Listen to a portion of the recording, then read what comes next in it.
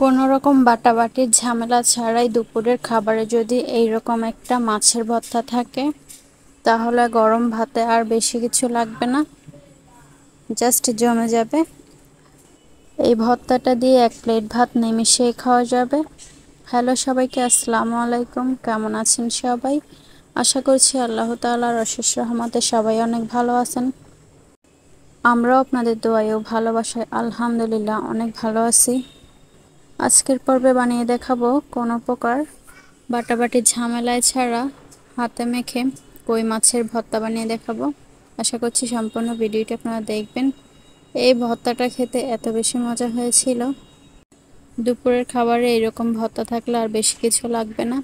তো এখানে আমি কই মাছ নিয়েছি 6টা, আর এদিকে নিয়েছি কাঁচামরিচ। কই মাছগুলো কেটে ধুয়ে খুব সুন্দর করে পরিষ্কার করে নিয়েছি, আর এদিকে কাঁচামরিচ নিয়েছি। যে যতটুকু ঝাল খাবেন ঝাল অনুযায়ী কাঁচামরিচ নিতে পারেন। তো এখানে আমি কাঁচামরিচ দিয়ে আজকে ভর্তাটা বানাবো। এখানে আমি চুলায় কড়াই বসিয়ে দিলাম, কড়াইতে দিয়ে দিলাম সয়াবিন তেল।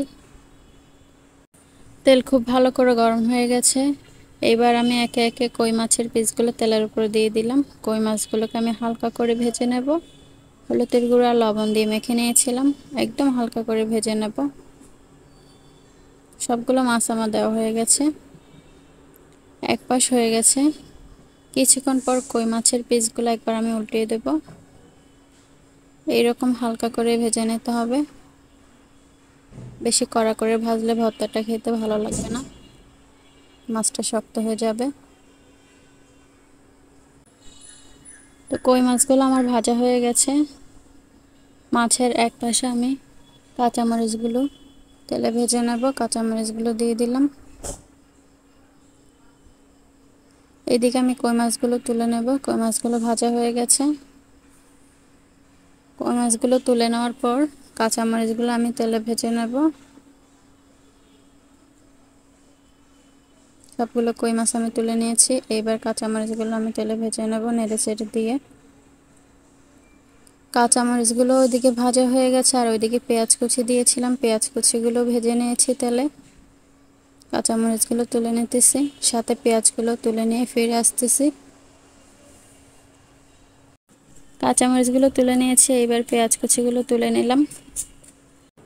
এইবার ভর্তাটা বানানোর জন্য বসে পড়লাম। কই মাছের গায়ের কাঁটাগুলো আমি খুব সুন্দর করে ছাড়িয়ে নিতেছি।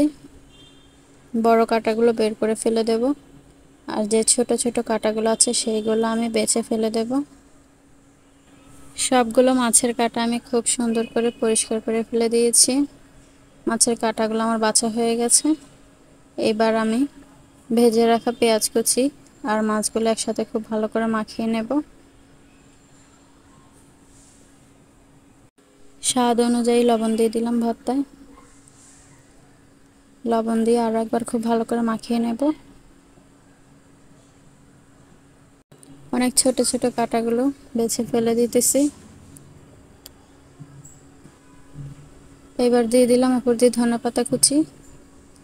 ধনেপাতা কুচি দিয়ে খুব ভালো করে আরও একবার মাখিয়ে নেব।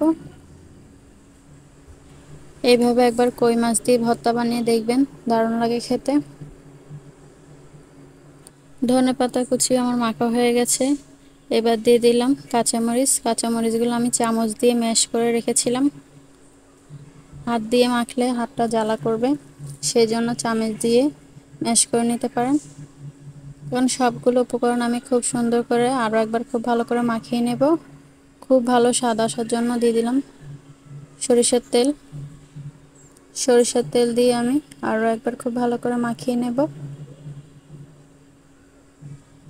সরিষার তেল দেওয়াতে ভর্তা থেকে খুবই সুন্দর একটা গন্ধ বেরোচ্ছে। সবগুলো আমার খুব ভালো করে মাখানো হয়ে গেছে। আমার ভর্তাটা বানানো হয়ে গেছে। এখন আমি একটি প্লেটে তুলে পরিবেশন করে নেব।